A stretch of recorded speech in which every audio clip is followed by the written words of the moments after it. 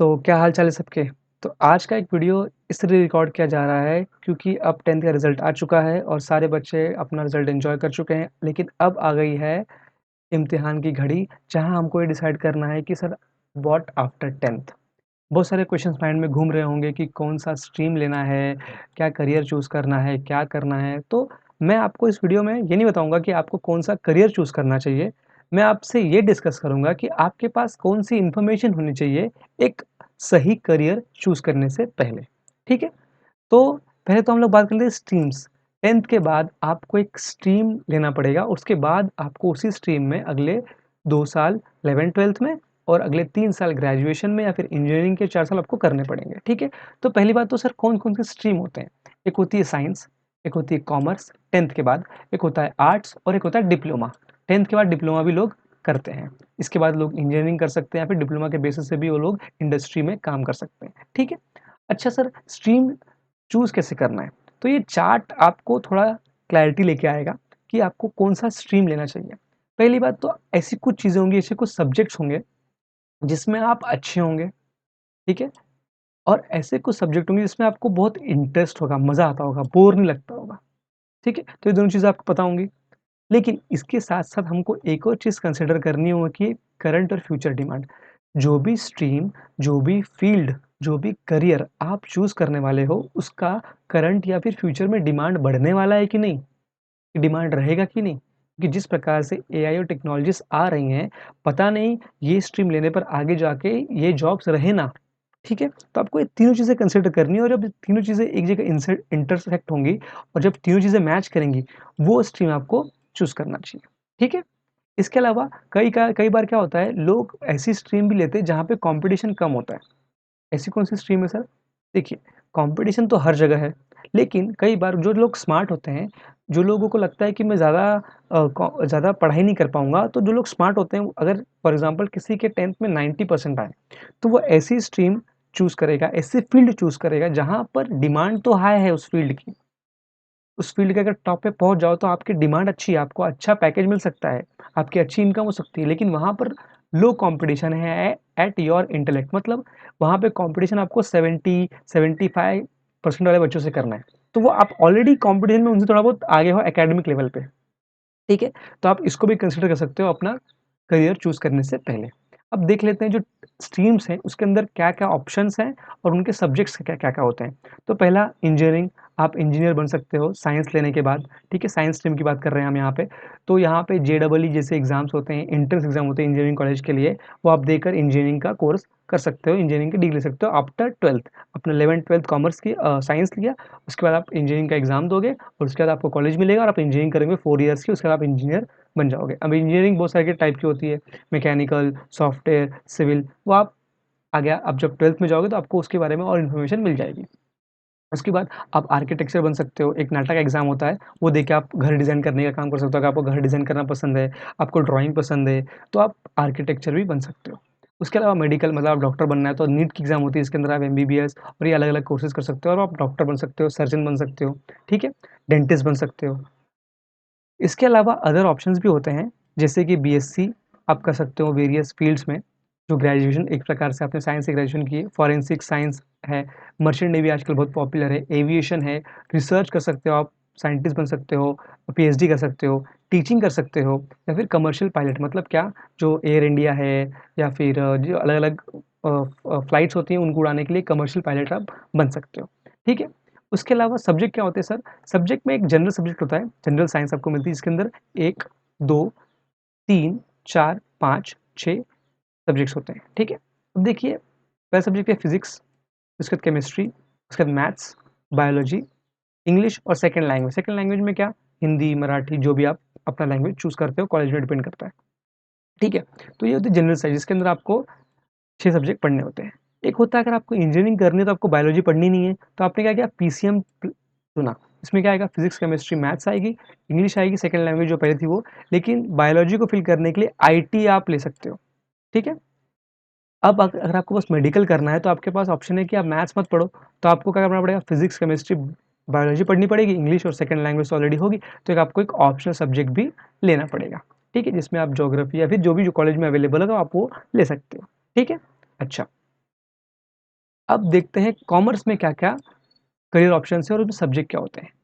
Commerce आपने 11th-12th में किया, तो आप उसके बाद कोर्सेज़ करोगे जैसे BCom, BBA, BAF, BMS, BBA, BCA और बीईसी, ठीक है? ये सारे अलग-अलग कोर्सेज़ हैं अकाउंट में, फाइनेंस में। जब आप 11th-12th में आप जब जाओगे ना, तो आपको ये धीरे-धीरे थोड़ा-बहुत आइडिया लगने लगेगा।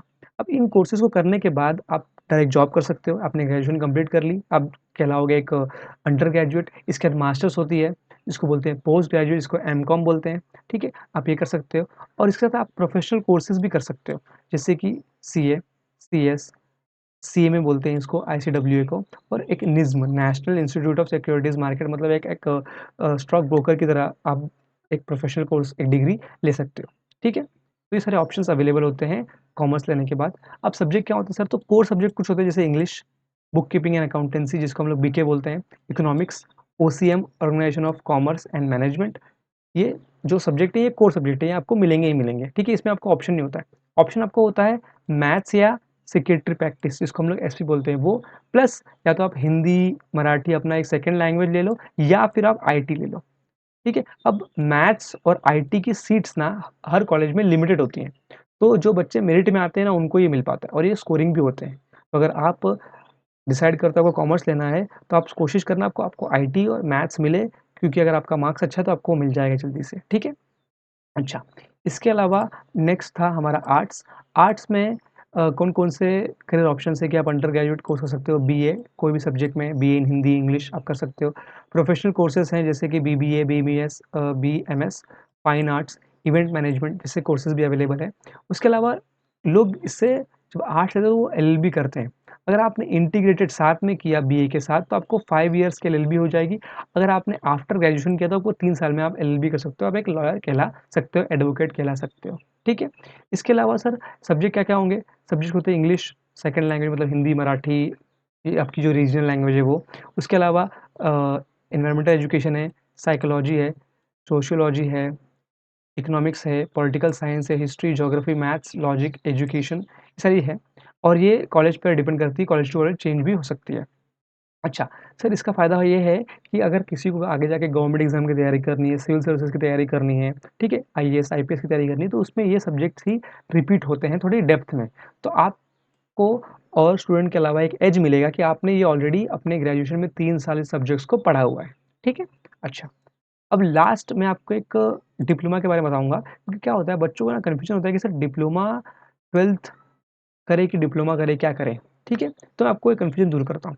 अगर देखिए, पहली बात तो जॉब का पर्सपेक्टिव लेते हैं कि अगर एक कोई 12th जिसने की हुई है और एक किसी ने डिप्लोमा किया होगा, तो जॉब मिलेगी डिप्लोमा वाले को। क्यों मिलेगी जॉब डिप्लोमा वाले को? क्योंकि उसका फ़ोकस डिप्लोमा का कोर्स ऐसा है कि वहाँ पर ना प्रैक्टिकल चीज़ों पे, टेक्निकल चीज़ों पे ध्यान दिया जाता है।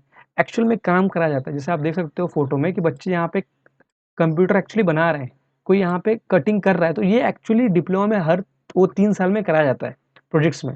तो डिप्लोमा वालों को जो टेक्निकल स्किल होता है, वो ज़्यादा अच्छा होता है एज़ कम्पेयर टू इंजीनियर्स या फिर 12th जिसने किया हुआ है, क्योंकि इंजीनियर्स को इतना एक्सपोज़र मिल नहीं पाता है, ठीक है? कोर्स का ड्यूरेशन 2 से 3 साल का होता है, मेजॉरिटी 3 साल का होता है 10th के बाद और इसके एडवांटेजेस ये क्या है कि आपको आप एक स्पेशलिस्ट बन जाओगे, ठीक है? क्योंकि यहाँ पे अननेसेसरी सब्जेक्ट ना यहाँ पे मतलब जो सब्जेक्ट रिलेटेड नहीं है, वो निकाल दिए जाते हैं। उसके अलावा आपको प्रैक्टिकल नॉलेज मिलती है, हैंड ऑन एक्सपीरियंस मिलता है आपको जिससे आप जो ग्रेजुएट होने के बाद आप डिप्लोमा होल्डर होने के बाद आप इंडस्ट्री के लिए रेडी हो जाते हो। और अगर आपको आगे पढ़ाई करनी है, आपको इंजीनियरिंग करनी है, तो आपको डायरेक्टली ना सेकंड ईयर में एडमिशन मिलता है। किसमें? सेकंड ईयर एडमिशन मिलता है। 3 साल का डिप्लोमा किया, उसके बाद आपको डायरेक्टली सेकंड ईयर में एडमिशन मिलेगा। मतलब क्या? जैसे आपने 3 साल का डिप्लोमा किया और कोई आपका फ्रेंड जिसमें 11th-12th साइंस की और उसने इंजीनियरिंग में एडमिशन लिया फर्स्ट ईयर का, तो उसका भी 3 साल गया, आपका भी 3 साल गया, तो दोनों इंजीनियरिंग के टाइम पे सेम ईयर में आ जाओगे। ठीक है? अच्छा, इसके कुछ डिसएडवांटेज भी है जिससे लिमिटेड स्कोप है, क्योंकि यहाँ पे बहुत सारे सब्जेक्ट निकाल दिए गए, आपको प्रैक्टिकल नॉलेज दिया गया है, तो आपका जो स्कोप है ना हायर एजुकेशन में, वो थोड़ा-सा रिस्ट्रिक्ट हो जाता है, ठीक है? सेकंड, डिग्री का वैल्यू कि अगर आपने कोई डिग्री डिप्लोमा करने के बाद ली है, ठीक है? और आफ्टर कंप्लीटिंग 12th ली है, तो कई बार 12th करने के बाद वाले को प्रेफ़रेंस ज़्यादा दिया जाता है, जबकि डिप्लोमा वाले को थोड़ा प्रेफ़रेंस कम किया जाता है, ठीक है?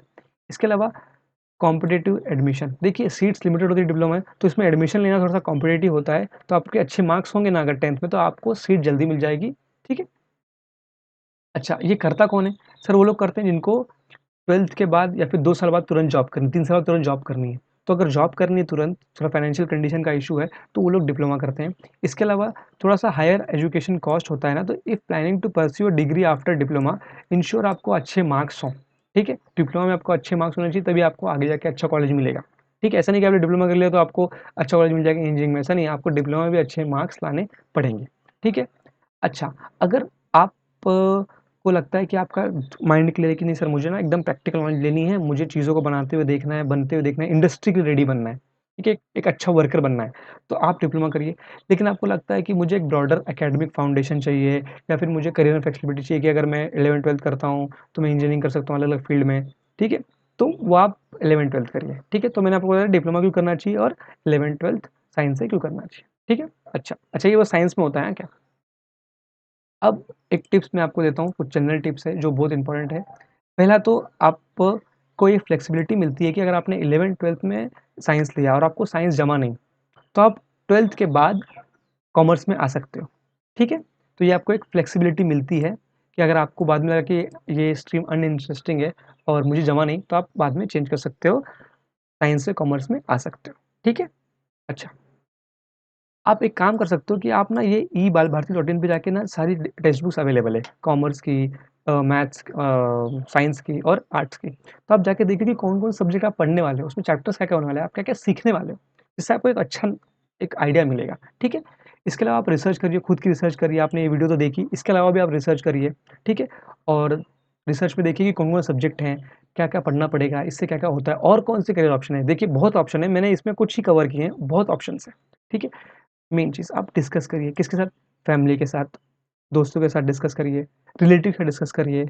आपके रिलेटिव में कोई भैया होंगे, कोई दीदी होगी जो वो काम एक्चुअली कर रहे हैं जो आपको करना है, जो आप चाहते हो कि मैं इनके जैसा बनूँ। तो उनसे डिस्कस करिए कि इसका डिमांड है कि नहीं फ्यूचर में, ठीक है? आप जो कर रहे हो आपने कैसे किया, ठीक है? तो ये सब डिस्कस करोगे, डिस्कशन से बहुत सारी चीज़ें सॉल्व होंगी। तो डिस्कशन करना बहुत ही ज़रूरी है, ठीक है? और एक एडवाइस मैं अपनी तरफ से दूँगा कि डोंट फॉलो द क्राउड। ठीक है, आप ना बस एक भेड़-चाल की तरह, ये भेड़-चाल है ना कि मेरा दोस्त ने कॉमर्स लिया तो मैं कॉमर्स लूँगा, मेरे दोस्त ने साइंस लिया तो मैं साइंस लूँगा, मेरे दोस्त ने ये कॉलेज लिया तो मैं ये कॉलेज लूँगा। ये थोड़ा-सा कम करिए, डिस्कशन करिए, अपना करियर खुद डिसाइड करना क्योंकि आज आप जो डिसीज़न लोगे अगले 7 साल उसकी पढ़ाई करोगे और अगले 40 साल उसमें काम करोगे। तो आज का डिसीज़न बहुत ही इंपॉर्टेंट वाला है। आपके पास कुछ टाइम है अभी, 1 हफ्ते का टाइम है आपके पास फॉर्म भरने से पहले। आप एकदम आराम से सोचिए, डिस्कशन करिए और फिर एक स्ट्रॉन्ग डिसीजन लीजिए और जिस पे आपका पूरा का पूरा करियर, पूरा का पूरा अपनी लाइफ आप डिपेंड करने वाले हो, ठीक है? अच्छा, जिन्होंने ऑलरेडी डिसाइड कर लिया वेरी गुड और अच्छी बात है उन्होंने ऑलरेडी डिसाइड कर लिया है। जिन्होंने डिसाइड नहीं किया आप उसको वीडियो शेयर कर सकते हो। जिन्होंने डिसाइड नहीं किया है उनके लिए ये रहेगा कि आपने वीडियो देखी, आपने रिसर्च करिए, डिस्कशन करिए और एक अच्छा करियर चूज़ करिए, ठीक है? मुझे क्या चाहिए? मुझे आपसे बस चाहिए कि आपको इस वीडियो को क्या करना है, लाइक करना है, कमेंट करना है कि आपको इससे कितनी हेल्प हुई, ठीक है? दोस्तों के साथ शेयर करिए और सब्सक्राइब ज़रूर करिए, ठीक है? आई होप कि आपको ये वीडियो पसंद आया होगा, इन्फॉर्मेशन मिली होगी, ठीक है? बस आशा आशा करता हूँ कि आप इस वीडियो के बाद एक अच्छा डिसीज़न ले पाएँगे, ठीक है? Thank you so much, all the best for your future.